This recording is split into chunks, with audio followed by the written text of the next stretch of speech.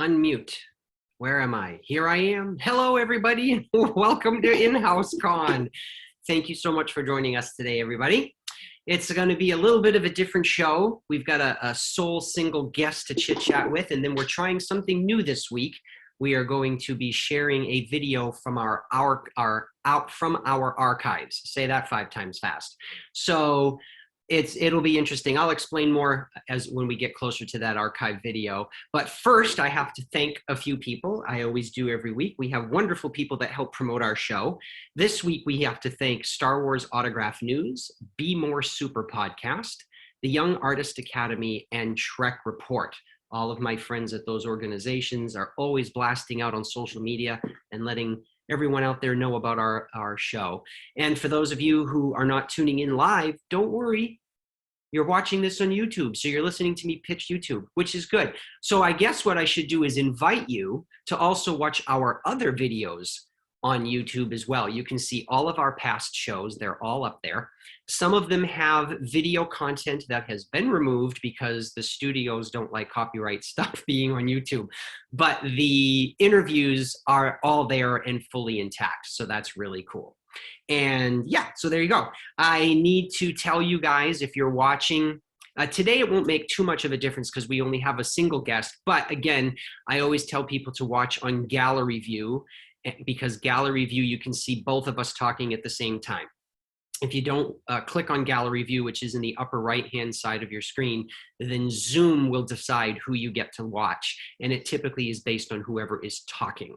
So you can do that on a laptop or a tablet. I believe if you're on a phone, I don't think you can, but that's okay. You will still enjoy the show, I think, no problem at all. So you know what? We're actually almost back to normalcy. I'm saying that because I want things to move forward, guys.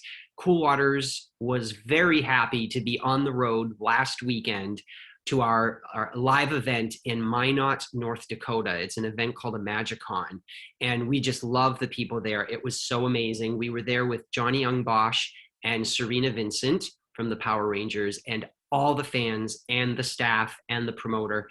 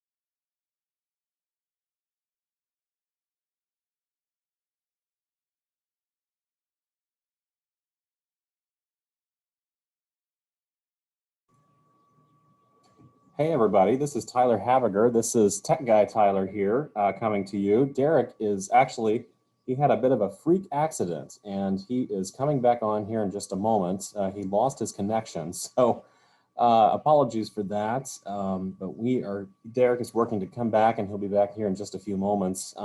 If you haven't visited our website in a couple of days or a couple of weeks, I do invite you to go there, coolwatersproductions.com.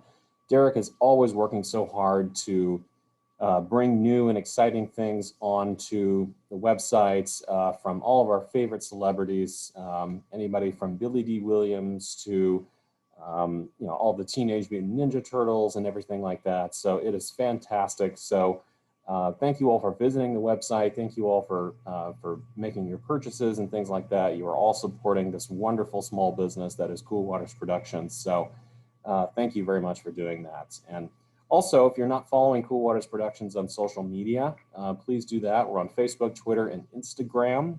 Please follow us at Cool Waters Prods. And Thank you very much for doing that. And there's Derek back. Derek, take it away, my man. Okay, hi, here I am. Sorry about that, guys. I have no idea what happened.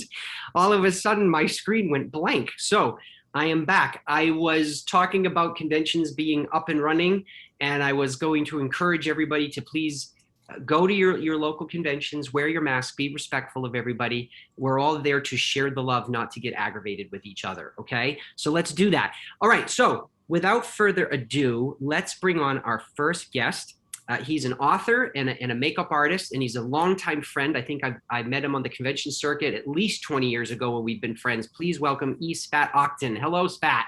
How you doing, Derek? What's going on? I'm good. How are you? Good. Where are you calling from? I'm in Atlanta, Georgia right now, and I'm trying to think of when I remember meeting you numerous times when you were an agent for various guest award shows, but I don't think you remembered me. I was just one of the fans or general people in the background. But I think the first time we actually spoke, other than agent yelling at convention person, was probably like 2007 at Big Apple in New York, Big Apple Convention. Oh, yeah. With Doug Jones and a few of you. It's a hilarious story that I thought about putting into one of my books, but I don't know if it works. Oh, no, you should. You should. Just change the name to protect the innocents. Oh, I always do. That's how it works, yeah. Well, thank you. Guilty, as it were. Thank you for calling in from Georgia today and for being our guest. I wanted to have Spat on as a guest because aside from my clients who I adore and love, I have friends like Spat that I love to support as well. And I wanted him to come on and talk because this is the thing. I've known him as a convention goer and a makeup guy, but I never knew that he was an author. And it only came up, a couple months ago, Spat, and you said, I wrote a book. This was my my COVID thing. So I wrote my first novel at the end of last year because I had, there was so little things going on with no conventions and no movies. Everything was shut down. I kind of didn't know what to do. And for years, everyone's been telling me with all the weird things that I do at conventions and all the strangeness that I've witnessed actors doing, they said, you should write a book. You should write your autobiography. But the problem is I could never get away with it because some of the stuff is too evil, the things that I've seen done. So I decided instead to take the experiences that I've had, twist them into a fictional, background of made up characters and made up TV shows and made up conventions, and then weave it into an actual novel. So it's everything in the book is true except the money laundering. It's a book about money laundering at Comic-Con, and it's all true except the money laundering. And then again, the money laundering may even be true too. When I went through the ideas of how to do it, I was like, there's got to be people doing this. I can't be the first one to think of this. So yeah, it's a nerdy adventure in Comic-Con money laundering. And again, it's effectively a true story, but the names and places have been changed to protect the guilty. I absolutely love it. And people have asked me why I don't write a book. Probably should, because I've got stories that I could tell about yelling at promoters and clients driving me crazy because they want divas and, so Spat, then, so you wrote, is MobCon the first one? We'll get to the second one in a minute. So MobCon was the first one you wrote. So first of all, let's push. Where can people get it? It's on Amazon. You can buy a paperback, the Kindle version on Amazon. You can also get it through whatever Amazon's Kindle lending thing. And I also offer signed copies. I have my own here. You can get a signed copy through my Etsy page, which I also include little Spat Cave bookmarks with it, with my picture of my dog on there. That's awesome. As Negan. And I'm actually working on the sequel right now, MobCon 2, which I go into a little bit more of the divas of conventions. And I'm sure anyone reading this will be like, those things could never happen. Those are outrageous, insane stories. No actor would ever do that. And I assure you, every word of it is true. I love it. I love it. Do you want me to tell the story of how I met you? It's not too long, but we were at. Is it in there? No, this one's not. I might twist it. Am I going to be in part 2? I try and never make one character one person, because then it's kind of too obvious. So everybody's an amalgam of 2 or 3 people, so that you can't quite pinpoint who I'm talking about. But for you, we were at the Big Apple convention. I was in charge of the autograph area and the volunteer team. And we were coming in on Saturday morning or Sunday morning, and you stopped me as everybody was setting up and the autograph area hadn't been opened yet. And you were furious. Like, we had only spoken briefly here and there, and you were ripping me a new one because you thought that one of my volunteers stole one of Doug Jones' hoodies, the Hellboy hoodie that was like a crew gift that he had on his table the night before. And you said, somebody saw one of my volunteers steal it. And I was like, there's no way my volunteers would steal it. You were destroying me, in the middle of the autograph area.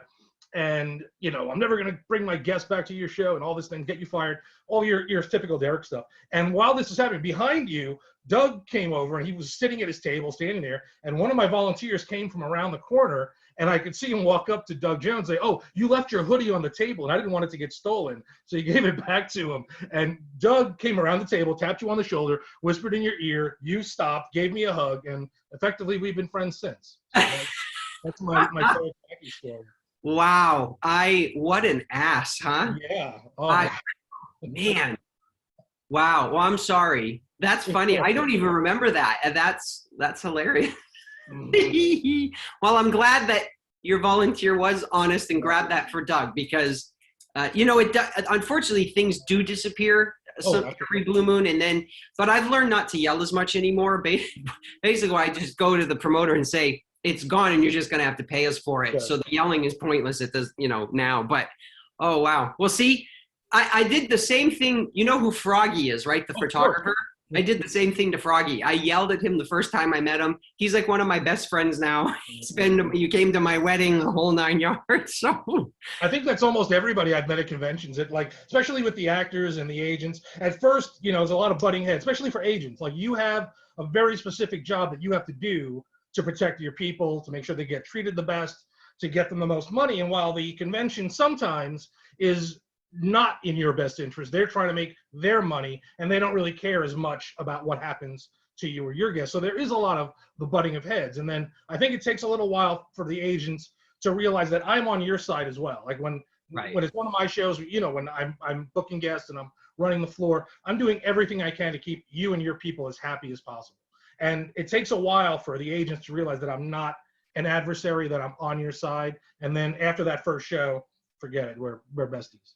Oh yeah, absolutely. And I over the years, there's so many promoters that we've worked with, and the ones that we continue to go back to are the ones that, you understand that we're all on the same team. But, there are a few events out there I wouldn't go back to because they do it the wrong way, and they're all in it for the money, and they do backdoor deals and stuff. But anyway, we're not here to. Well, that's one of the things that we're talking about, is that there are things going on in the convention world that the average fan has no idea exists. And, a lot of that is in here. So, but again, under the guise of fake names, fake TV shows, fake movies, fake actors, thrown in there with all the strange shenanigans that go on with conventions kind of doing some bad things, and fans doing bad things, and actors doing especially bad things.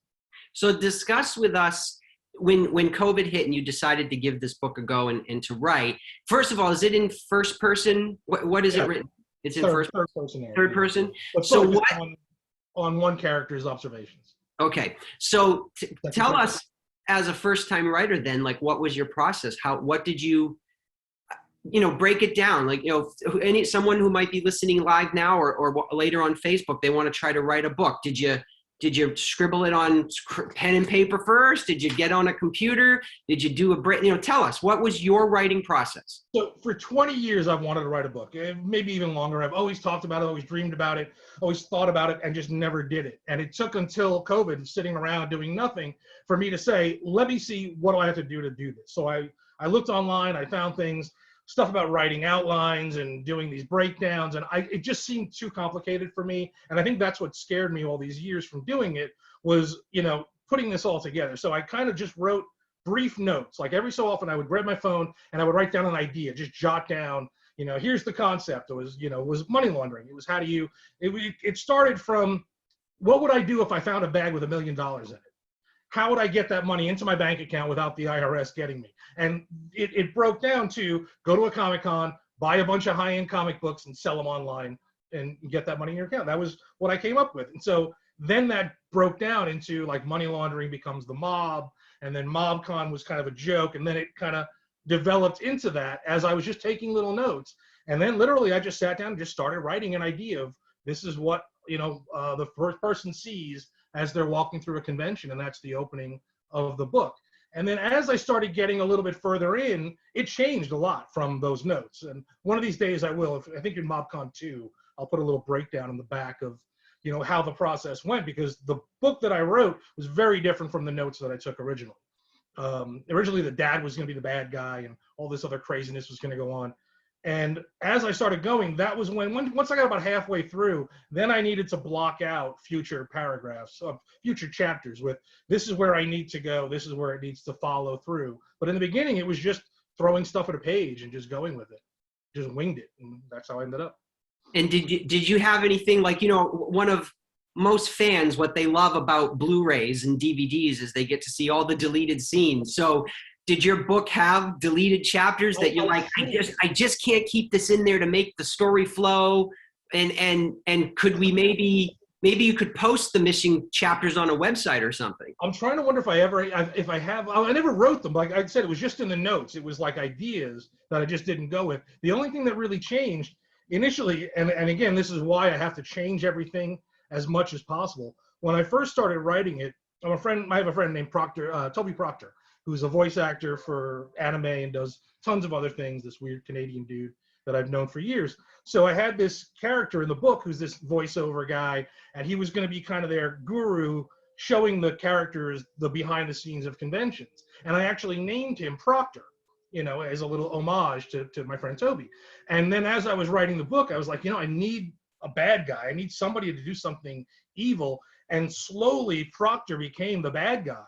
And like, as it started going, he got really bad. Like he started doing some really bad things. And that was when I was like, I got to change that name because he's going to kill me. So now it's Prescott instead of, Proctor, because otherwise I would be a dead man for him. But, it's one of those, that's the process, is as you're going, you change things. Like I said, initially the dad would be the bad guy, like the kid's father, and they'd be holding a convention at the end run by mobsters that were like stealing people's money while the kids run around trying to fix it. That was my weird idea, but the ending is completely different. So I love it. Okay, now when I see you at the next convention, you're going to bring copies of books so that you can hawk them at the show, right? Of course. I gotta do that. You got to make sure that I'm real big on supporting people. So my co-producer Tyler, he's going to throw up a link to that book that people can buy. And if you buy it off of Spat's Etsy page, guys, because most of the fans of our show, they like autograph stuff. So if you buy it from Spat's Etsy page, he can actually physically sign the hard copy for you and mail it to you. And you get a free bookmark. Yeah, Toby Proctor is the voice of, what did she say? I just saw that flip by. Tuxedo Mask on Sailor Moon. Thank you, Grace. Oh, Tuxedo Mask. Yeah, cool. He's hilarious. He's a really nice guy. I met him years ago at Dragon Con, the stories that I can't tell, except in the book. Strange parties and events. And he was a really, really funny guy. And then we met him at, I think, Eternal Con in New York. And in the middle of signing during the day, he got up and just tore his pants wide open. So for the rest of the weekend, we called him Tuxedo Pants because he had no pants. I love it. On his leg. I love it. And I just couldn't make him the bad guy. All right, so guys, you got to get MobCon. There's the book cover again, so you guys can write it down. So now we're going to move on to Spat's other project. Let me do a screen share of that cover. And whoops, does it show? Yep. Yeah, oh, there we go, Proxima 1. So now, Spat, let's discuss, tell us what this is about, and let's hard sell your book. This is survival horror in space. It's about a colony ship heading to Proxima Centauri. It's, basically crewed by 17-year-olds that are, living there and working and creating food and creating energy while their parents are asleep somewhere else in the ship in cryostasis. They haven't seen another adult since they were 5 years old. And the elder who put their parents to sleep is somewhere else in the ship, running things, I guess, as they believe. And they're very naive children who have no idea of anything other than the ship. They were born on the ship. They'll live on the ship. They'll probably die on the ship as far as they know. Well, they don't know. They have no concept of death. And one day, one girl finds one of her brothers not moving, not blinking, and they realize that he's broken beyond repair, which is the only concept they can come up with. So they end up having to wake the elder to find out what to do. And in the process of waking the elder, they find out that everything they believe about life and the ship and where they are is completely wrong. And one character Amber decides to fight to try and get things back to normal, to back where they are, while the other character, Wilbarg, decides he wants to go and learn everything that he can so that he can be in charge and basically become the elder. So it's the two characters kind of starting off in the same place and splitting off to try and pursue their different goals. So this is totally different than MobCon. This is a totally fictitious story. It sounds like it could be a movie. It could. Limited locations, limited cast. Did you write this during COVID as well? Yes. This one actually, and this came from MobCon. As I was writing MobCon, I have to make up fake actors and give them fake movies and TV shows to be on. And as I'm doing that, I'm like, oh wait, that's a good idea. I'm going to keep that one. So like, I think I got 3 books out of MobCon alone. So Proxima 1 was mentioned in MobCon as the show that one of the actors was on as they talk about it. So I just made Proxima 1. And then did you write these simultaneously, or did you do one and then you did the other? Did one and then the other. It's been, I mean, we've been in COVID for 10 years now, so it's been long enough to write a million books. So it took MobCon, the first one only took me about 3 months to write, to get the first draft down. And then it was a matter of tweaking and getting it done and then getting it published through Amazon, which is not as hard as you would think. And then it took another 3 or 4 months to do Proxima. And I got that hard copy here as well. I even painted the cover. Ooh. The artwork is beautiful. I had an actual famous artist who was doing the cover for me, but he didn't meet the deadline, so I had to publish without it. And so there'll be a version 2 with this beautiful artwork. But so now, and I said it lightly, but you know what? Why say things lightly? It could be a movie. Yeah, so is that one of your hopes? Like, do you want to pitch it? Yeah, of course. I mean, what's the goal here?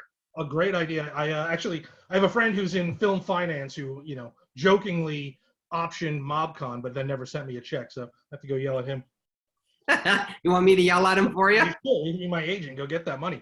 So with Proxima 1, definitely. I mean, what I do for both books is for about a month, I send them out to agents, do that whole literary agent thing to try and get them published for real. But no positive replies yet. So I decided to self-publish both of them, which is what I did. And then in the meantime, still waiting and seeing, and maybe they'll get picked up and become a Netflix series or something else or a movie. Yeah, absolutely. I mean, it's kind of like where we are now. Like, yeah. And now that COVID's over and Hollywood's opening up again, they're always looking for new content. So I say keep sending stuff out and get it in the right place. So now in this one, is this written in third person?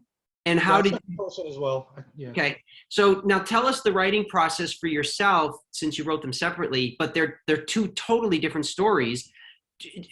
How did you get into the mindset as a writer to make sure that you're not duplicating what you wrote in the first book? Because that's always something that when famous authors like Stephen King and all that, do talk shows, and it's like they either have writer's block and can't think of anything, or they just keep writing the same thing over and over again, and obviously sometimes fans will catch on and then they stop buying their books. So how did you avoid doing something like that? For me, what I tried to do is I try to pick a person that I know to be the voice of each of the characters. So that was kind of how I make them sound different, make them think differently, make each one kind of unique. So for Proxima, I picked a person to be the female lead and a person to be the, antagonist, the male antagonist or protagonist. I mean, when you read Proxima, neither of them are wrong in what they want. Ultimately, it's all a matter of what they're willing to do to get their ultimate goal. So I like those kinds of stories where the bad guy isn't super bad. He's just got a different opinion and maybe he's going in a different way. So I try to pick different voices and go with that and try and make it, and this was a little bit more difficult because they're supposed to be kids who don't really have much education. And I didn't want to create a fake language like, a pidgin English for them to talk, because I hate reading it like that and I hate writing it like that. So I let them speak normal English just with fewer words to make it a little bit more interesting. And then When they find the Elder, then that's a whole different, everything explodes, and they change everything around. So now let's talk about your influences. Obviously, MobCon, the influences, you're a fan, you go to shows, I get it.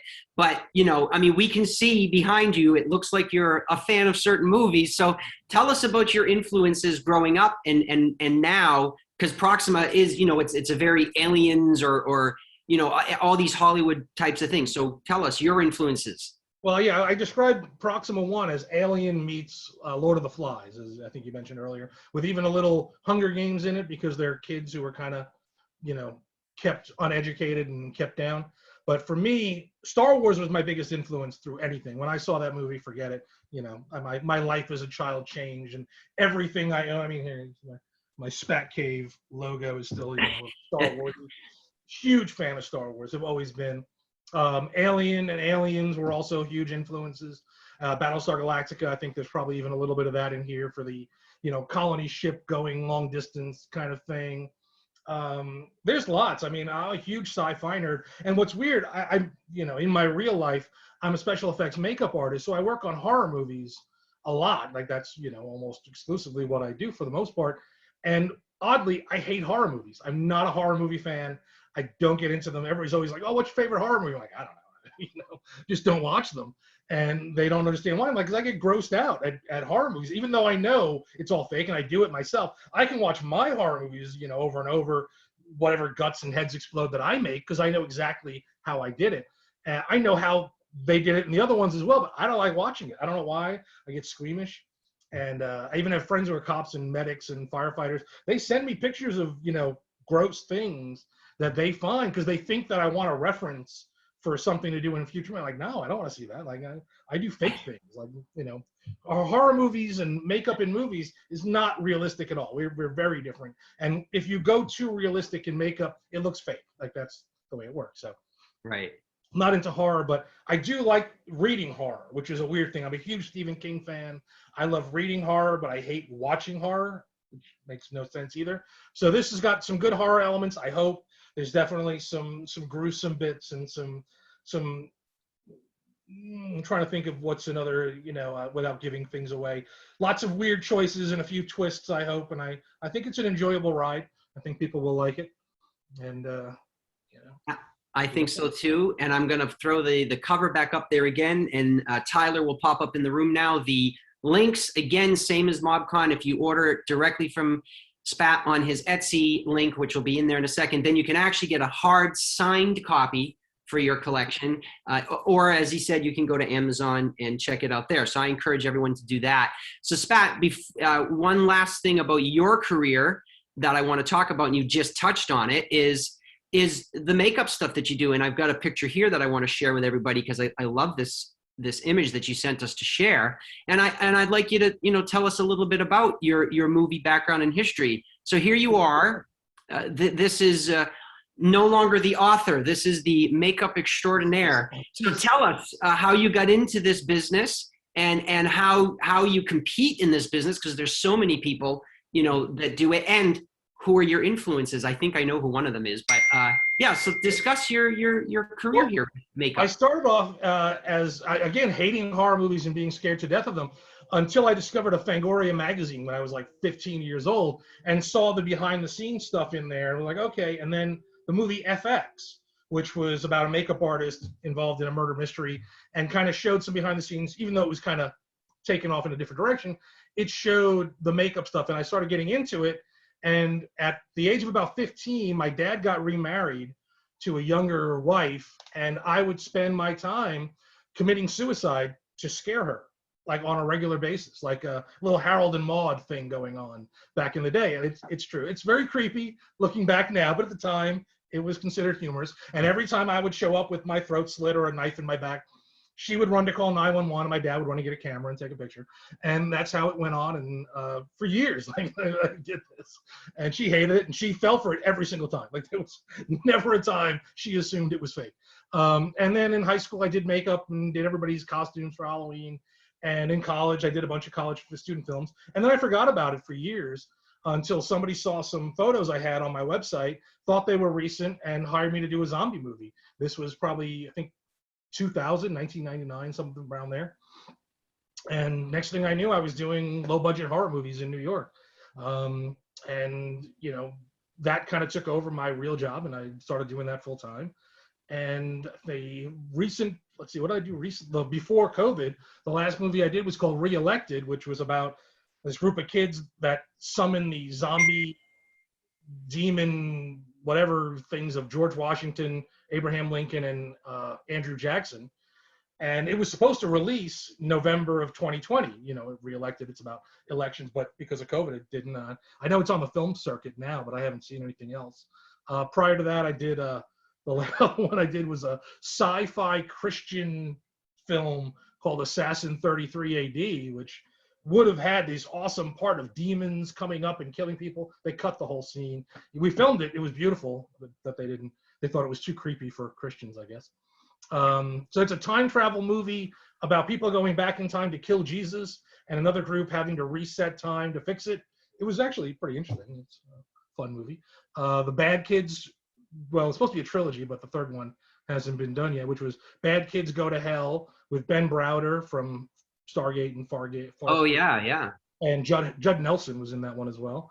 And the sequel, which was Bad Kids of Crestview Academy with Ben Browder again, and what's the other one? Oh my God, he's gonna kill me. I can't remember his name now. Drake Bell and Sophie Bradshaw. There's a few others in there. It's a good movie. That was a creepy one. I got to kill everybody in that one, which is always fun. Show up and kill a bunch of teenagers in a high school. A bunch of weird movies over the years I've done, and that, you know, works also with the conventions. Over the years, I've met like almost every actor that I've ever, you know, loved on the screen. And, you know, sometimes those stories are good ones. There are some actors that are just amazing when you meet them. They fulfill all those dreams that you had of you know, from childhood, of like how awesome they are. And there are some actors that ruin everything when you actually meet them in person. And so some of those, never meet your heroes, right? Because it's not everybody is always what you think. Some of them, yeah. Some of them not so much, and some of them absolutely destroy it. Just burn that bridge as they go. And you're like, why can't you be nicer? Like, you know, why can't you just do that? Exactly. They don't get it. Spat, we actually have a couple questions for you. Our friend Janice, we love Janice. Thank you, Janice. She wants to know, what creation, makeup or prop, are you most proud of and why? And she also wants to know what your dream gig is.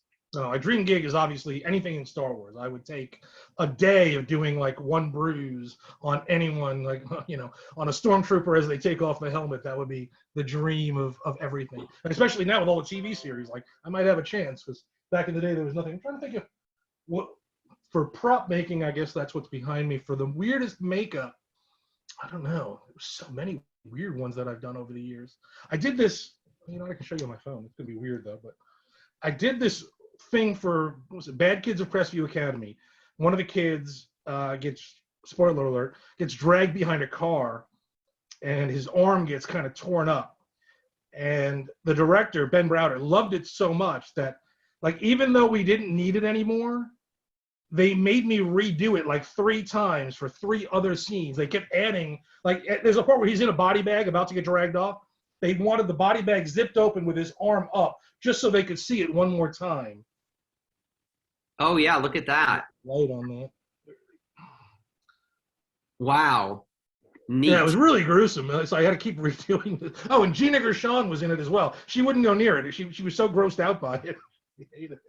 You know, that's something I found interesting. Sigourney Weaver, the couple of rare conventions that she had done, one of the questions she gets asked, she's not a fan of horror. And, you know, she's in these alien movies, and she really doesn't like the alien creatures. Like, they spook her out. So, like, when someone brought her a figure or something, she really didn't like look at them, and she would sign them really quickly and move on. Like, or the life-size fans that show up in costume. I've seen her with those as well. Yeah, exactly. I thought she was acting, but I guess not. Yeah, no, it's not her, but it's what we love her for. So it's fascinating. It's fascinating. And there was, well, for Bad Kids of Crestview Academy, Sophie Bradshaw from Veep, she was one of the actors in it, and spoiler alert, at the end of the movie, she gets her head chopped off. And so we're sitting there, I'm like, well, I need you to come into the makeup room. I need to make a mold of your head. She's like, why? I'm like, because I'm not really going to chop your head off. I have to make a face. She was like freaked out. She was claustrophobic and didn't want to go under the alginate to make the mold. So I mixed up a batch and, tried to get her mellow, and she wouldn't do it. So we had to throw that batch out. When I did the second batch, she let me start putting it on her head. But then once it started getting down, she put her hands up like this. So I have a mold of her head, but not her mouth and nose. And I was like, all right, if that's all we can do, that's all we can do. So I let her go. I filled it back up, and I literally sculpted her nose and mouth in negative in the alginate to make a severed head for her. And it came out really good. It was actually, really a decent piece considering. But luckily, at the end, it's floating in a fish tank. So I was able to pick out the lips, and we stuffed it with fish for the fish in the tank to start picking at to make it look like they've been eating her. And that was fun watching. We had Ben Browder of Farscape fame standing there yelling at the fish and telling them where to go. It's like, yo, Blue, go left, and he's directing the fish as we're filming this scene of this severed head in the fish tank. I love it. I love it. My co-producer Tyler, for those of you watching in the chat room, he's going to throw up Spat's IMDb page. That way you guys can go and learn more about Spat and look at the movies that he's worked on, so that if you want to try and find them on one of the many platforms, you can watch some of his projects and look at some of his work. So we'll put that up there for you guys. And I'm going to remind all of you again, if you want signed copies of his books, actual signed hard copies, order it from the links that were posted earlier. And, congratulations, Spat. I'm a little envious because I really probably should write a book. People tell me I should. And I just don't, I'd have a hard time changing names because everyone knows who I know. So I'm actually waiting for somebody to read MobCon and then be like, I know who that is. Like, to get a few of them. I know you're going to recognize a few personalities in there from a few different events, but, I'll never tell who they are. Except when I'm drunk at a bar at a con. Well, I'm looking forward to that. So then those stories, well, you'll hear all those stories without fake names because, normally I don't really censor, But for the book, I have to. For the sequel, Wrath of the MobCon, it's even crazier. I'm really getting a lot more actors in there, for better or worse, of the things they've done. I got my first celebrity endorsement for MobCon. It's not on this one. The new books, if you get it, it'll have a little endorsement on the back from Herb Jefferson Jr. from Battlestar Galactica. He read it. Oh yeah, excellent. Well, congratulations for that. Very good. That's awesome. More of those. Well, I can't wait to read my copies. And, my mom just texted me because my mom is a huge avid reader, and she's excited. She's going to order your book as well. So we're very happy. I'm proud of you, and I can't wait to see you. And this is going to wrap up our little section of InHouse-CON with Spat so that we can bring you our archive video. So before I let Spat go, I'll let him say his official goodbyes. And Dragon Con, I'll be a guest at Dragon Con this year, assuming it happens, and I'm pretty sure it will. I don't know what capacity. Usually I do makeup demos, but I don't know if anybody's going to let me touch their face in this climate anymore. I don't know how that's going to work going forward, but usually I do makeup demos and wander around as the crazy drunk guy at Dragon Con. So I'll be doing that again, hopefully. And a few hopefully other conventions, as now things are starting to open up again. I'll be the weird guy selling books at a convention. Excellent. Well, I look forward to seeing you there, Spat, and hopefully some fans that see this will come and see you as well. Can't wait. So thank you for joining us, Spat. I appreciate your time. Tyler is going to make your video and audio disappear, but you are welcome to stay and watch what we're going to have next, because I know you were. I put my Boba Fett helmet up here just for Jeremy. Jeremy was a good friend. We loved hanging out with him. Him and Maureen, every time we were at a show together, I tell you stories that, well, I can't really tell you a lot of those stories. But yeah. Some of them I probably can. Maybe they'll end up in a future book, but I love Jeremy. He was awesome, and I miss him a lot. Me too. Well, thank you, Spat, so much. Cheers. So guys, so now we're going to move on to our new little section here. We're going to do this a couple times down the road. This is going to be our trial run. And what a lot of people don't know, I've been in the business for 25 years, if you can believe that. I've been in Hollywood. I came here to be an actor, and this kind of was my sidestep down a different path. And I've been representing all these amazing people. And it started, my career started at a company called Icons. And Icons, a lot of people don't realize this either, they actually were, this is way before official picks, way before any official Star Wars celebration existed.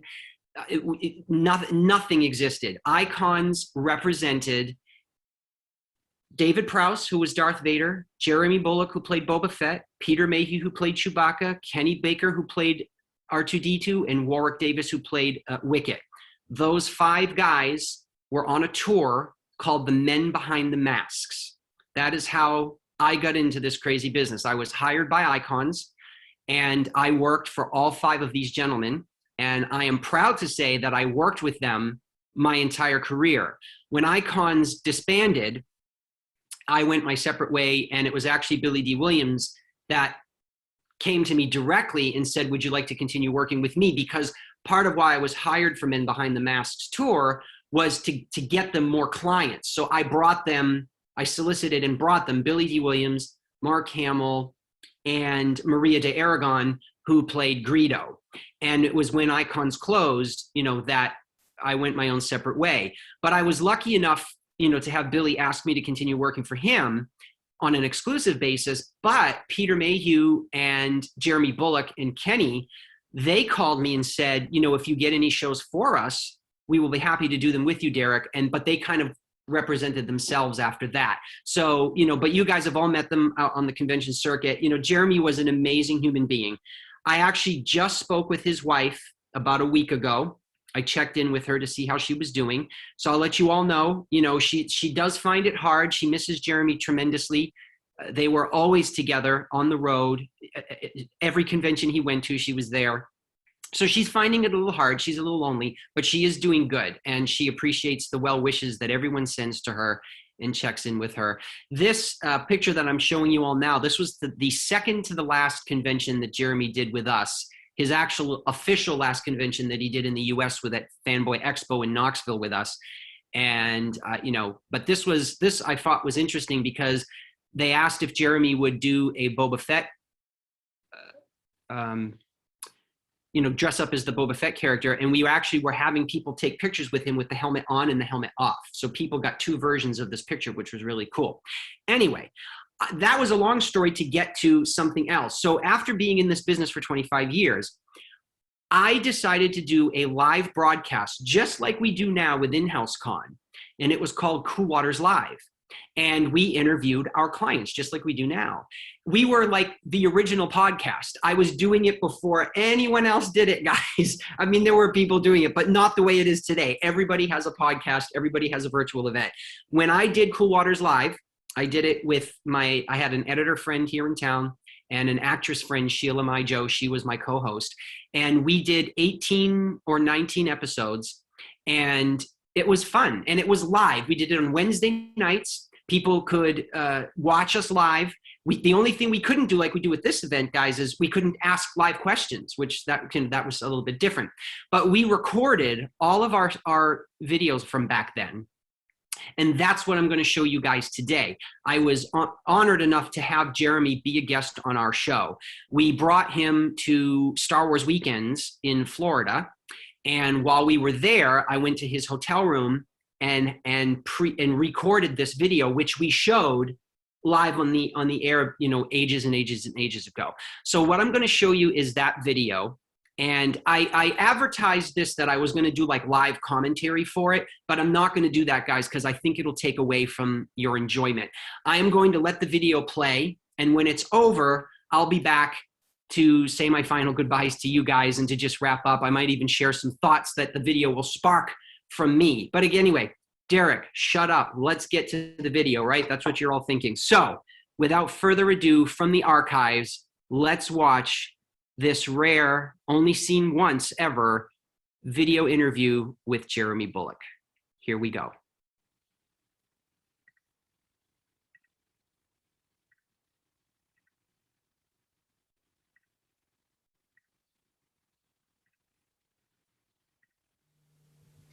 Hi everyone, this is Derek Mackey coming to you semi-live from Walt Disney World in Florida with my good friend Jeremy Bullock right here. Now we usually applaud, well, that's so very thank you, good. Jeremy. I'm used to more applause than that, but thank you for making it look. Well, usually the crew is here and they clap yeah, like but they're not. crazy. But anyway, we can pretend. Yes, exactly.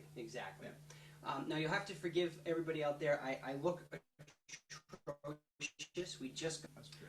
and I usually dress up for these interviews, but I've got my Disney shirt on, so Well, that's good. we're at Disney, so I thought it was going to be a big smart do, so I've got my cool sort of short sleeve shirt Jeremy on. looks very good. Absolutely.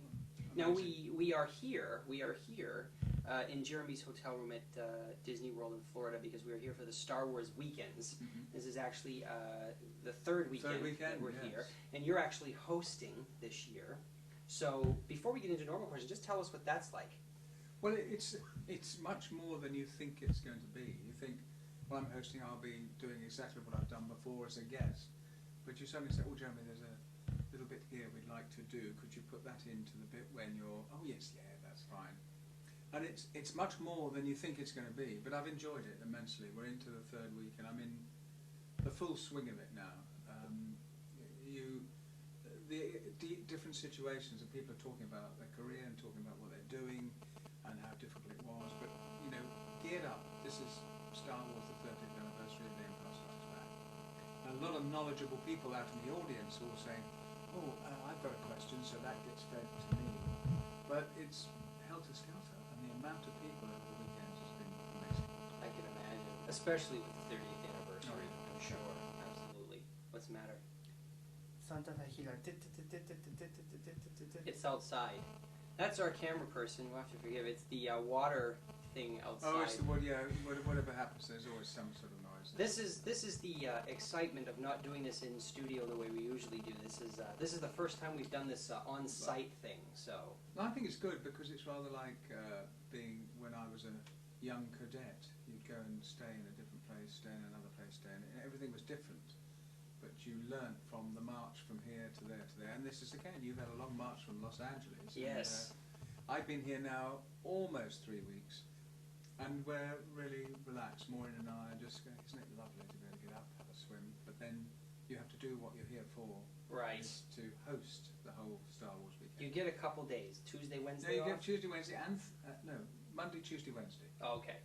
So when Sunday night comes, you go, you have a big, and then start talking to yourself as actors do, saying, oh God, that was hard this week. You know, they made me do this. But really, it's been an absolute privilege to be part of this.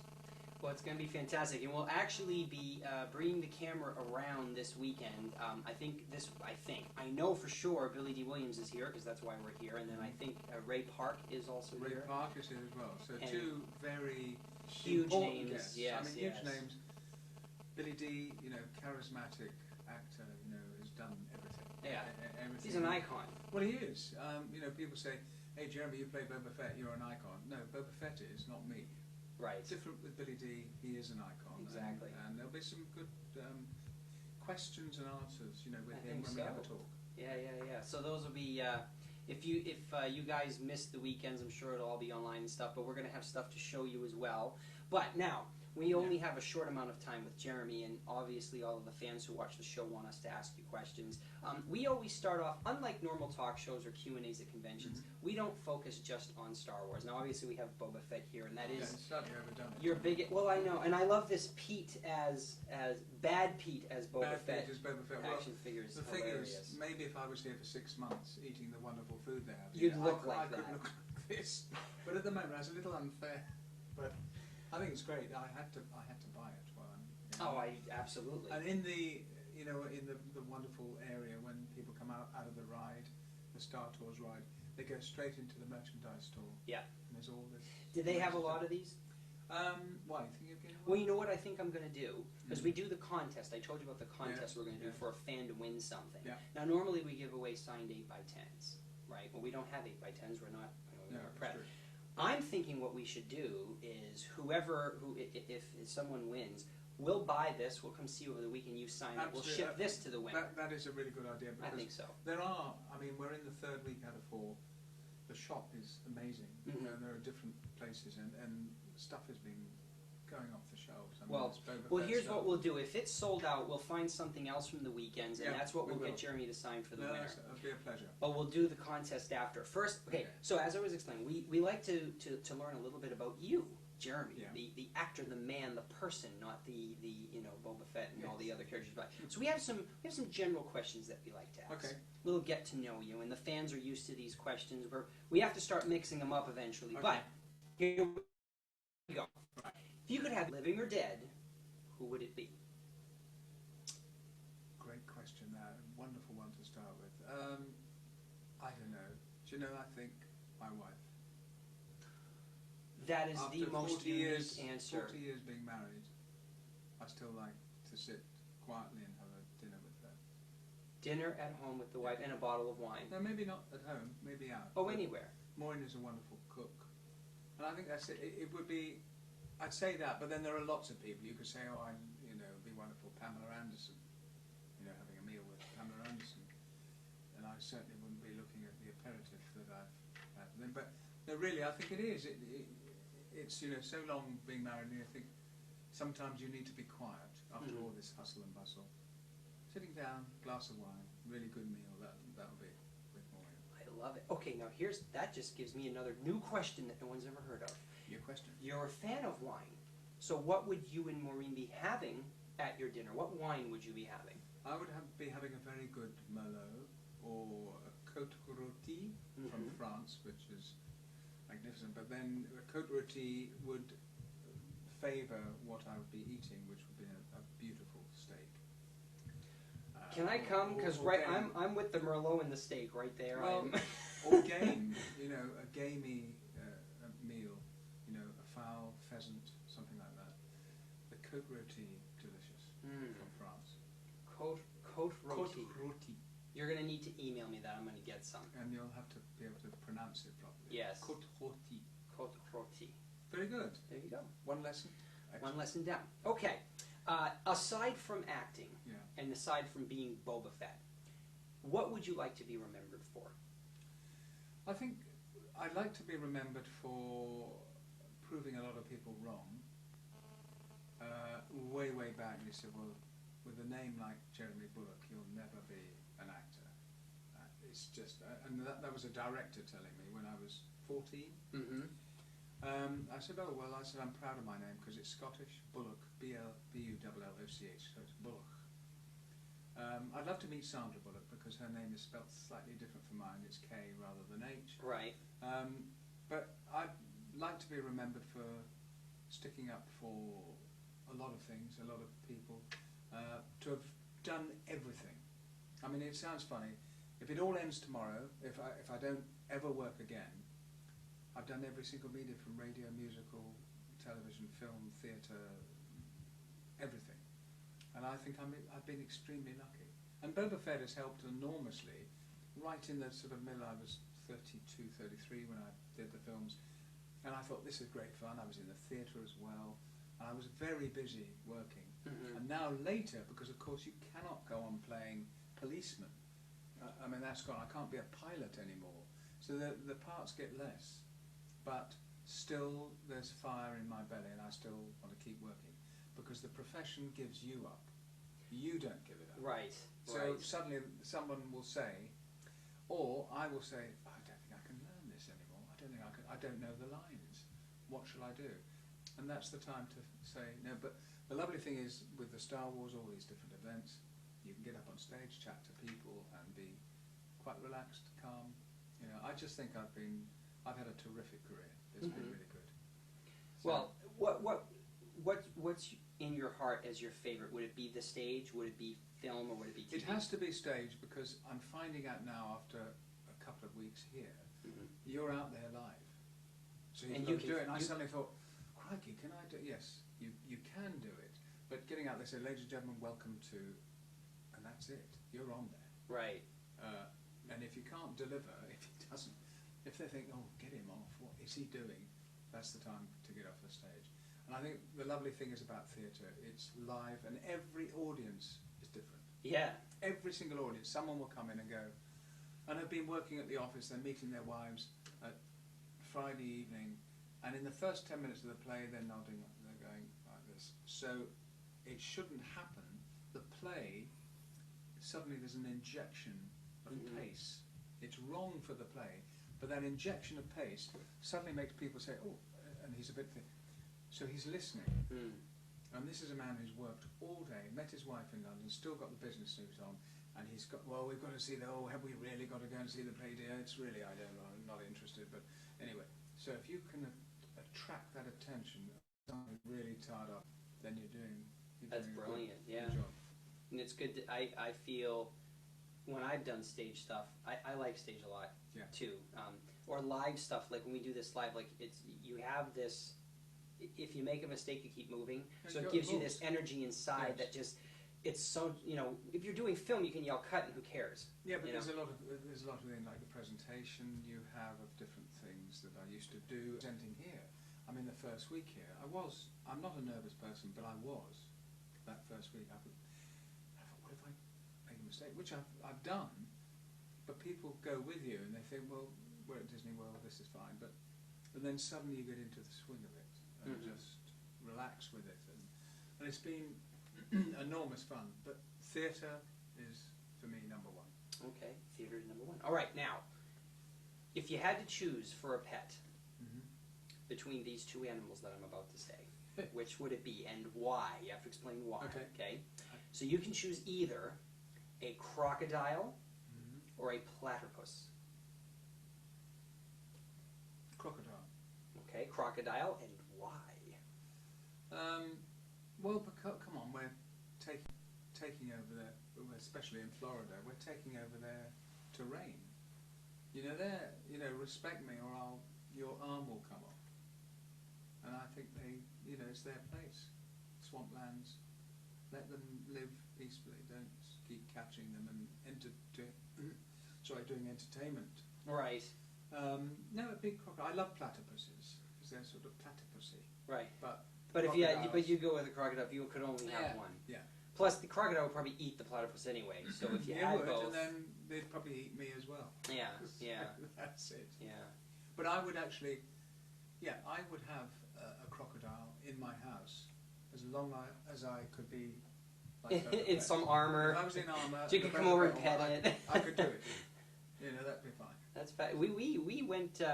We were in Florida back in February for an event, and we were at a restaurant where they brought around baby crocodiles so you could touch them. You ever touched one?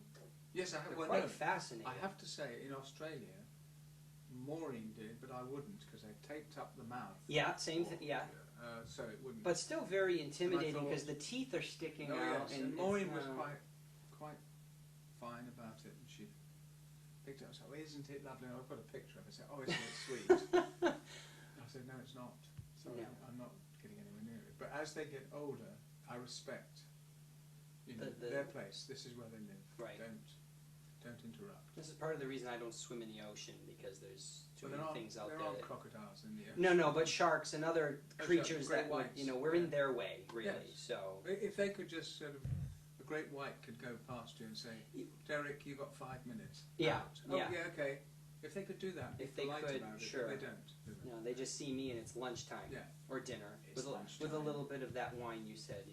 I actually wouldn't waste the Côte Routine on a crocodile or a great white. Or on me?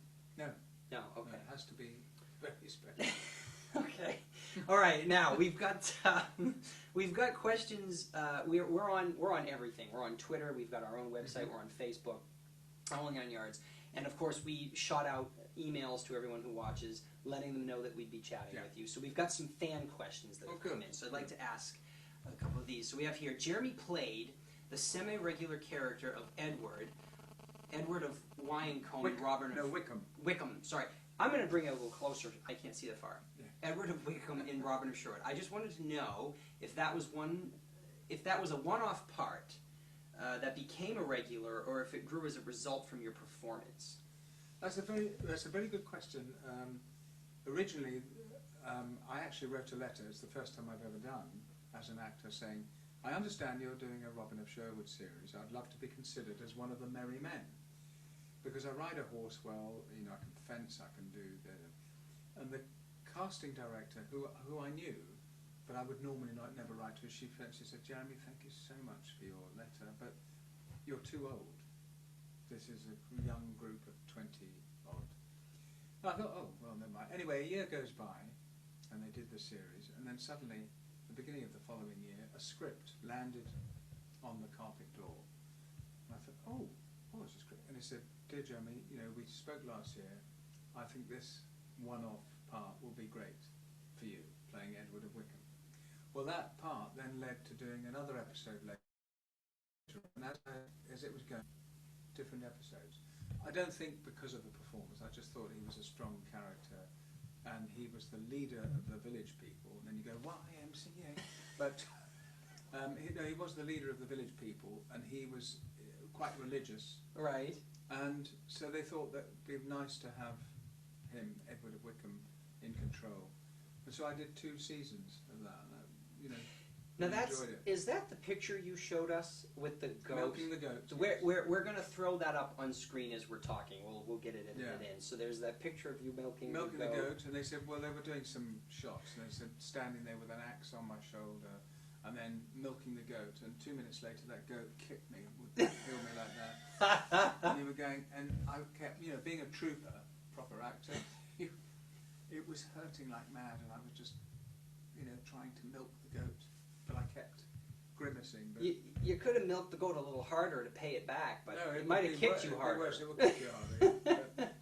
No, that was a couple of great years doing Robin and Show. And now you also, your son, if I'm not mistaken, had a cameo or a bit role He played my son in, this is Robbie, he played my son in several episodes as well. They said, but we'll work with him during the summer holidays, not while he's at school. Sure. But I'm glad that he didn't, you know, that he didn't carry on, mainly because he could see it's not a great profession to be in. It's tough. So he went on to do terrific things. He's now working abroad in Madrid. And he loved the time. He also did The Power of One with Morgan Freeman, playing Daniel Craig's younger self. And he loved it. He just thought this was great, but it was never going to be, this is what I want to do. And I would never have stopped any of my 3 sons, but luckily they've all decided it's not for me. Yeah, that's a rough business. Yeah, it's a tough profession. Tough profession. It's Okay, let's see what else. Another fan, another Robin of Sherwood fan wants to know, was it always sunny as it seemed while filming? I guess I haven't seen the show myself, but I guess they think it's sunny all the time. Well, there's some very good Sherwood. questions here. We were in a lot of the time in the forest, and they'd have a smoke drifting through the trees, and a lot of the time it was raining, not hard, but you couldn't see it. It was a sort of misty, it was a misty feel about it. But we had 6 months filming, I suppose. Out of those 6 months, you had 4 months were pretty good. It's pretty good weather, but they always have that interior exterior. So if they know it's going to rain, they look at the weather forecast.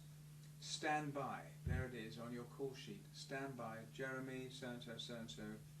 If the weather goes bad, we're inside in the church with all those scenes. So you're on standby in case everything goes wrong. But it looks sunny, but sometimes it was pretty awful. But special effects and smoke and bits and pieces makes it look much better. Yeah. Wow. Now what, this is from me, only because I've been being educated. I have another client who was in the show, Mark Ryan. He was our second guest. Yes. And he said that there were 2 Robin Hoods. One was Sean Connery's son, Jason, and the other... And Michael Praed was the original, yes. Now, I'm just curious, because I know Mark answered this question for me. Do you have a preference for yourself as to who was the better Robin Hood, or not? We don't want to insult the actor. No. You never do. I think Michael Praed has to be. Well, he was the original, and that's a long, dark hair, quite wild. And for Jason, who was charming, is to be able to come in and play Robin of Sherwood. Extremely difficult, but he was wonderful. He did a terrific job for that. But you have to go with the original because that's what it was, the first 2 seasons, and that's sort of, there was a wildness. What sets the precedence, and and there was something about, there's no point in Jason trying to look like Michael Praed. That's a big mistake. So, although they're sort of reincarnation of themselves, with this sort of special devil worship and all, Jason did a fantastic job. Mm. And there was one of the favourite ones, I can't remember the title, was when he had to wear these teeth like a Dracula, and everyone was shrieking with laughter. Every time he was trying to speak, they would drop out. That was good fun. This is great. We've got some great fan questions. Now, this is where I would interject. If Sheila was here, she'd be interjecting for me. We do want to make sure that fans, normally if we're live, we're usually on America Online, so you can text us questions, but obviously this is not. So look at our, going to be future guests. Email us live at coolwatersprods.com. We can ask any of our celebrity guests a question from the fans. So we've got another fan question. It says, Jeremy appeared in 2 Doctor Who stories, a very early one and a John Pertwee one. Yeah. Is that how you say Pertwee? John Pertwee. Pertwee, okay. I wonder... Sorry. I wonder if Jeremy has any memories of doing those, and which did he prefer? So I guess the question for the fans, in the 2 stories that you did, one Doctor was played by John, another Doctor was... One was William Hartnell, which was way back in 65, 64. So it was black and white and virtually live. It was very difficult. The sets used to wobble a bit, and you were warned that I played a young leader of a race of kids, so my eyebrows were up here. So they blanked these out, and you had these high eyebrows. You weren't sort of aliens, but you were a strange race of young kids. And I remember during the thing, it was virtually live, and the heat was so much, as you were talking, the eyebrow was slipping down your eye, so you'd have to... So at the end of it, your eyebrows were like this, and you were firing the gun, and the director said, look, if the gun doesn't go off, which was an old camera flash bulb, little touch, psh, if it doesn't go off, just make a noise. So you go, stand back more up, zzz. So you made a noise. No one ever knew. They didn't know it because the story was so enthralling. They didn't know that this noise was me, not the flash bulb. Okay. So that's what happened. Then you move on much later to 1974 with John Pertwee, who was a giggler. I mean, William Hartnell was great fun, a lovely actor, but was getting a bit crotchety then and would say, listen, son, when you've been in the business as long as I have, you take care, right? You don't throw me here, you don't me there. It's pretend, all right? And in the end he said, you listened, you watched, you learned. When you've been in the business, and he went on. But he was fun, but John Pertwee was that wonderful, charismatic character, and very giggly, very funny, and he said, I'm going to laugh when you fire that bow and arrow. I know I am. And of course the bow and arrow went shooting over there. He said, yes, I knew I would laugh all good. So, you have to be professional about your work, but you must be able to have quite a giggle as well. Right. I watch him. I've seen the episodes of John. He seems like a very. I can't imagine him being like that. So. What you mean? You can't imagine him being giggly or fun. Well, he is. I mean, oh God, what's going on now? Oh yes, oh dear. Now, where are we? So I think he almost got himself into the character role of. He was just a charming man and much missed, really. As you do, a lot of actors, people say, oh, he's much missed. But I think John Pertwee created so many wonderful characters. Sure. Good man. Excellent. Now we have, of course, we need to talk about Star Wars, because your life, I don't think, would be complete without being an iconic figure, as we've stated earlier. So. I want to know, these are things, I've seen you in Q&A, so I know a lot of the answers, and I know some of our viewers have as well. So I'm going to try and ask questions that I haven't heard before asked. I'm sure you've heard them all, but I'm curious for myself. Okay. So I think a common one that gets asked, but the answer gets muddled over the years. I've known you, I think, 10 years now. So refresh our memory. How did you get the role? Well, the role is, again, a lot of luck. I mean, originally, I was playing in the theatre. I had 5 weeks in the theatre, and I remember my half-brother, Robert Watts, associate producer on the Star Wars films, had said, "Oh look, it's nothing to do with me, but you get your agent on to this. I mean, they're casting a few parts of bounty hunters, and there's this character, a bounty hunter. I mean, it'll only be a couple of days, but if you get your agent onto it, so my agent had phoned and got an interview, and as luck would have it, the outfit fitted to like a glove. You couldn't have got it more. The cuffs down to here, the down on there, the jumpsuit, was the perfect way. Size 10 shoes, I had size 10 shoes. Hat size, it just went up. There wasn't several costumes. There weren't sort of 15 helmets and 26. That was it. And I have to say, and people say, oh, you shouldn't undermine yourself, you should. I fitted the costume. That's it. But wouldn't it be, in watching the performance, acting is coming through, because some of Boba Fett's, a lot of Boba Fett's performance or his presence, it's what you're doing in the camera, the way you carry yourself, and the way you know, your body motions. But that, yeah, I mean, that's when you first put the costume on, the very first day, and I had to have help. But to begin with, zipping up the suit, and I was putting it on, I thought, what's this? What does this mean here, this funny mark? And what is this? Oh yeah, there's a funny, well, that's what they said about Mandalorian, I don't know. And I was looking at it, and then this, the Wookiee scalp, the scalps, right? I thought was my hair, so I first put it under the helmet, like this, and it looked ridiculous. Like hanging out as a ponytail. Yeah, it looked ridiculous. But one thing, you never sort of undermine yourself, but one thing I did say is that every actor puts something of himself into a part. And with Boba Fett, the first thing I thought, well, the least I do, the stronger the character is going to be here. Because this person standing with a rocket at the back of him, a jetpack, and he's standing, and I used to cradle the gun because it seemed like days that I was next to Jabba the Hutt doing nothing. So every now and then you just cradle the gun and just move. The camera's swinging around, you move. Yes, I was lucky because the part, Boba Fett, I would just put anyone in it, that'll do. But you always put, an actor always should put himself of how he thinks the character is. So I used to do lots of bits and pieces with the gun and folding the hand and doing bits, hoping that that would be noticed and more. And I think it was noticed. Well, I think so, yeah, but it's not all me. It is an extreme, well, you always have to say how lucky one is that I'm sitting here now. Right. Now, what was it like? What was it like on the set? Or let me ask this a different way.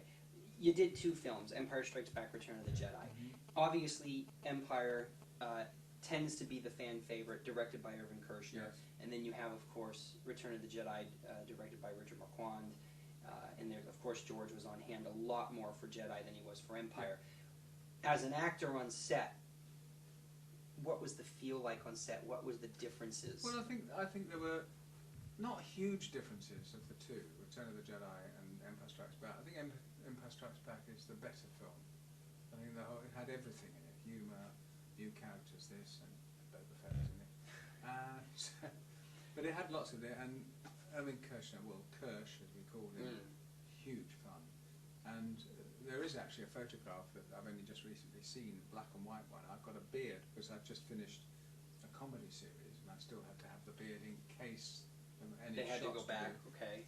And there's a picture, and there's Kersh. It was lovely, and there's a picture. He's virtually Dave Prowse as Darth Vader is exhausted, leaning back like this, and I'm sort of listening to Kersh, and I'm biting my lip, and I can almost read what I was thinking, saying, "Come on, Kersh, get on with it. It's so hot.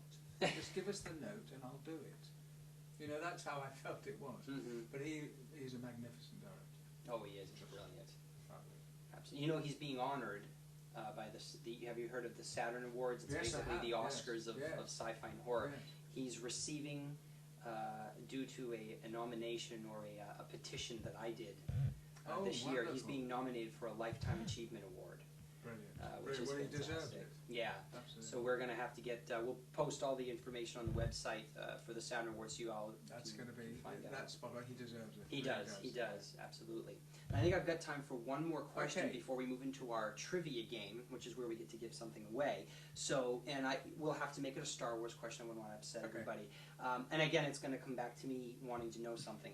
I want to know why we didn't get to see more of the fun stuff that Boba Fett does. I mean, obviously, like, look at the package. We've got the fire coming out of your wrist here. Yeah. And I know that there are behind-the-scenes images. Are there any more in here? No.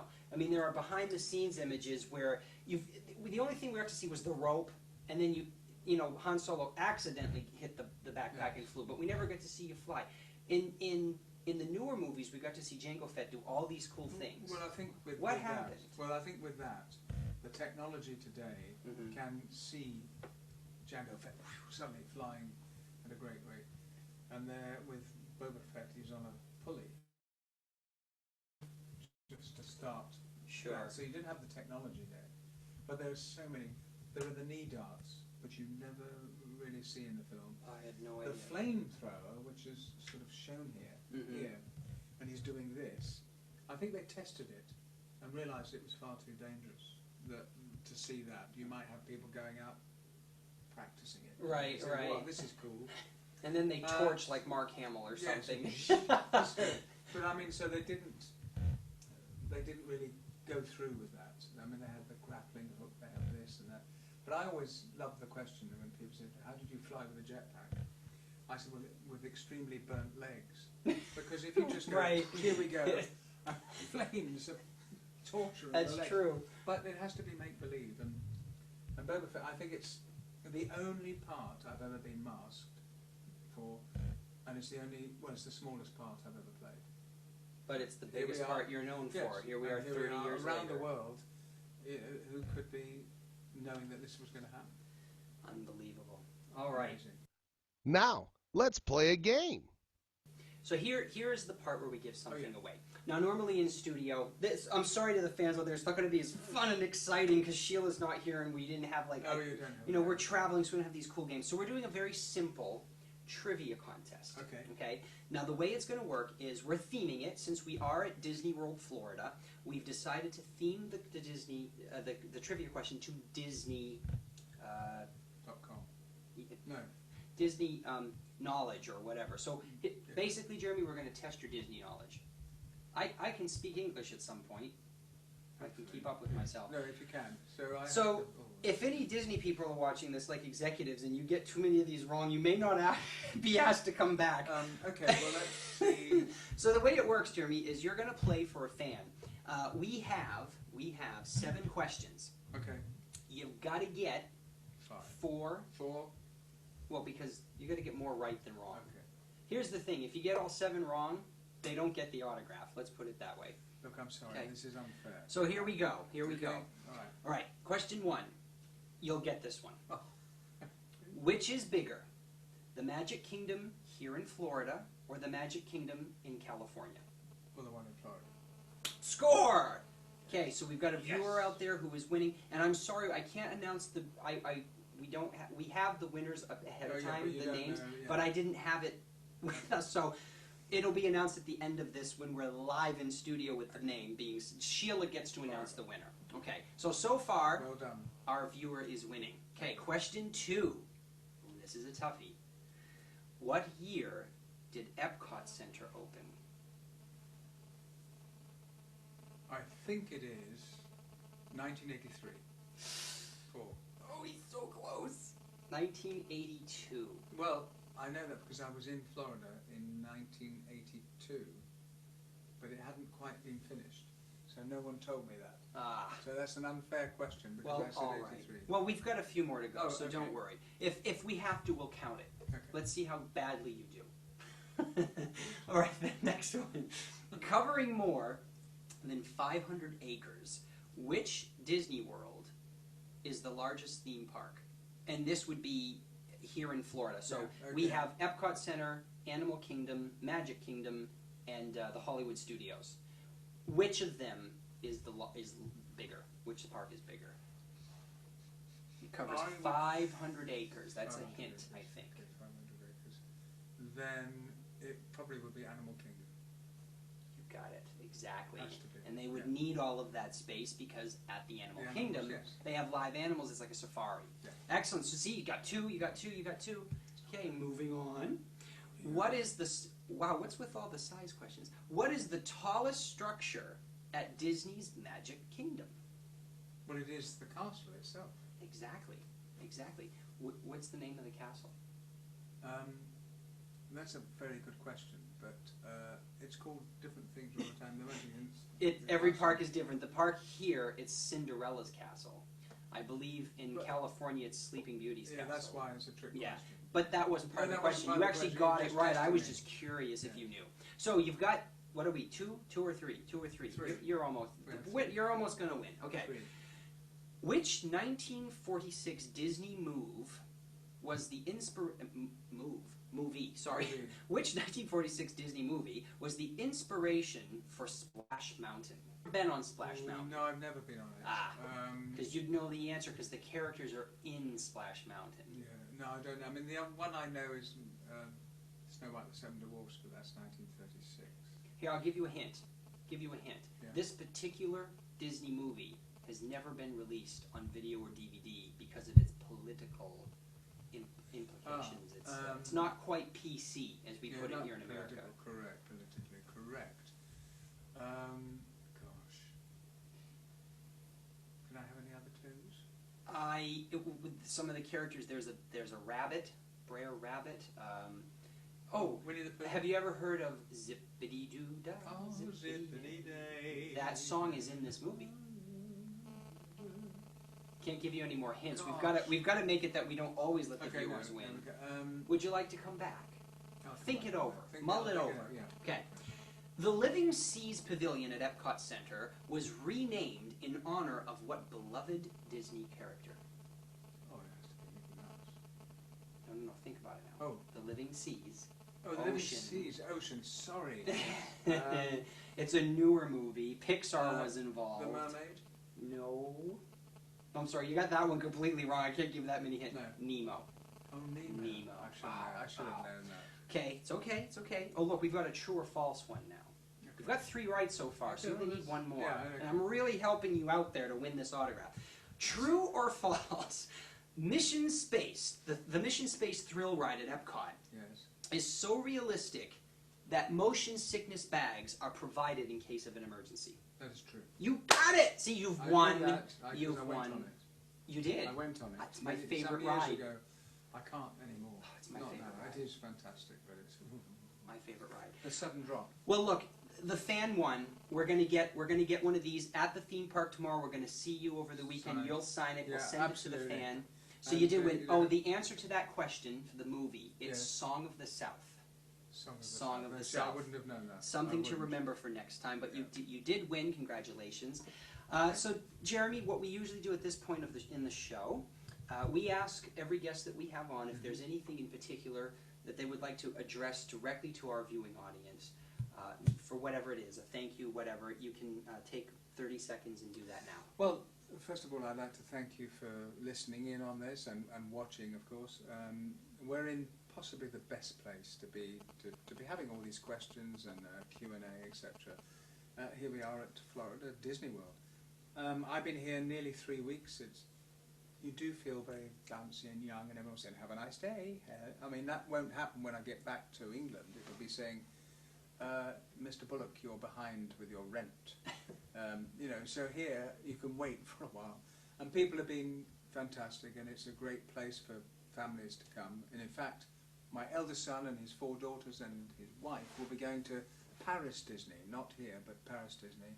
And I'm giving them all the information I can from here of what to go on and what not to go on. I'm past the Tower of Terror, because that wonderful thing where I went on the Tower of Terror and it dropped and dropped and dropped, and I think, thank goodness no one saw me going, ah. And of course, when you get to the end of the ride, there is your photo of you going.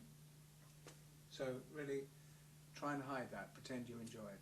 Have a wonderful time, and thanks for some very good questions, and lots of luck to whoever gets this. Absolutely. See you. Jeremy, thank you so much Absolute for your time. pleasure. Great. Pleasure. So I'm going to throw this video back to Sheila and I in studio in about... Wow, technology is so brilliant. It is, isn't it? Magnificent. So guys, I am back. I think I'm back. Yeah, there I am. Hi there. You know, I haven't seen that interview since I did it, and we showed it live on the air over 10 years ago. So I've been sitting here enjoying it like I hope you guys did. And there were things that I didn't even remember that Jeremy and I talked about. And I have a little tear in my eye because, you know, so many of my clients become friends and family, and they're just not, you know, a meal ticket. And I say that from the bottom of my heart. They become family. And so I have a tear in my eye watching this, and I just love it. And I hope you guys enjoyed it. And, you know, it's interesting because we used to do everything live in a studio, and we had proper lights and cameras. We had to do this with a handheld camcorder, and we were in a hotel room with no light. So as you saw right at the end of the video, we actually had taken the lampshade off of the in-room light, because the lighting in these rooms are never really that great. But I think when you look at it in our context today, it's an amazing memory. It's an amazing personal memory for me, but it's also a great memory for fans, because I try to ask different questions and interesting questions of our guests. And I think I nailed it back then as well. So you learned a little bit more, you know, maybe about Mr. Bullock that you might have known before. So I thank you all for watching. As we said in our advertisements over the last couple of weeks, we were going to throw up my mom said, stop throwing up. You don't throw up, you put up. We were going to put up some Jeremy Bullock autographs, and they are in the store now. And I'm just going to share a couple of them. We've got a few signed pops that are available. We have this incredible, these were an exclusive for us that I had created. They were available at Fanboy Expo. This is the rocket firing Boba Fett. It's fully functional. And we did it on a card. I had these designed by a toy maker. They were really incredible. Fully working. It's got both jetpacks. Anyway, Jeremy has signed it, and we made it that the bubble, you can open the bubble and take the figure out, so you can actually play with it if you want. And then, as I was saying, this all started with the Men Behind the Mask, and I have just 3 of these available. They're the last of them, the Men Behind the Masks tour. This is what they used to sign on the road, guys. Jeremy, Kenny, Dave, Peter, and Warwick were these lithographs, and I have literally just a couple more. There's never any pressure to buy, guys. I appreciate everyone tuning in and watching, but we like to offer the autographs, you know, to you guys, because that's part of what we're missing out, you know, when we were all trapped here at home during COVID, is, you know, we know you want to get out there and see, you know, poor Jeremy is gone now, and you know, to be able to offer some signed stuff for you, if you never got the chance to meet him or wanted something additional for a gift, you've got it. Anyway, enough of all that. We have come to the end of the show, and I thank you all so much for tuning in and watching today. And I have to thank Tyler again for his amazing work. I got to thank our guest, Spat Oktan, our guest author who was on today, and I encourage you to read his books and order his books, and I hope that you'll join us next time. Thank you so much, guys. Take care. Cheers. Oh, don't forget, we've got credits. Don't go away.